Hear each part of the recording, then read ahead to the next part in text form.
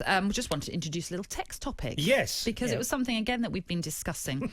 And maybe you should start by telling us about the fan favourite at Liverpool, because everyone knows you're a Liverpool fan. That actually, you're a bit like, well, he was all right. I wouldn't go that far. He was all right, because the one I would pick is a very good footballer and technically superb. But I never bought into how some Liverpool fans thought he was an absolute messiah for Liverpool, is Coutinho. I thought he held on to the ball a bit too long. He was very gifted. He shot way too often for my liking. And when he did have a great season, he did have one that a number of his shots started to fly in the top corner. I questioned myself. But I never really bought into Coutinho. And yet a lot of the fans loved him.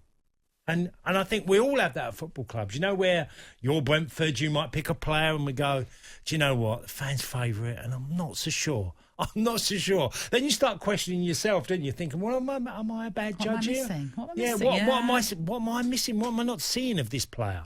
Yeah. Coutinho was a little bit like that for me. And I'm not, because I don't like this, because I'm sort of going to say, well, I sort of feel justified by how he's gone to Barca and not done so well. Well, I didn't think he was that great, but I'd have loved him to have done brilliant for Barca, because he was a fantastic player. But I just didn't think as a team player. I thought when he left Liverpool were better off. It's interesting, isn't it? And I'll just quickly mention who I would suggest at Brentford. There's a player called Jota who from Brentford went to Birmingham, went to Aston Villa, didn't really do it at either of those sides. And with regards to Brentford, I understand why Brentford fans do love him, because there are certain goals that he scored that will live long in the memory, and there's certain things that we say, Jota in the last minute when we scored against Fulham at Griffin Park, for example. So there are key incidents that I can picture and remember him fondly.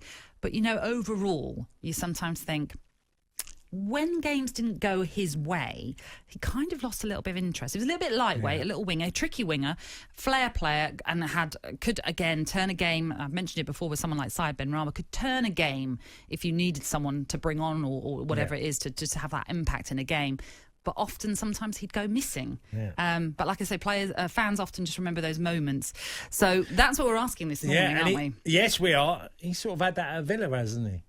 Well, he's left now, hasn't he? You know, he had that at Villa where he was in and out of games, didn't really become a regular starter, and then obviously now left the club. Indeed, yes. So that's what we're asking this morning. Who is your club's, favourite legend that actually, when you think about it, you're a bit... you're not as big a fan of. Let us know. You can text us at 81089. You can tweet as well at Talk Sport, and we'll hopefully read some out for you a little bit later on.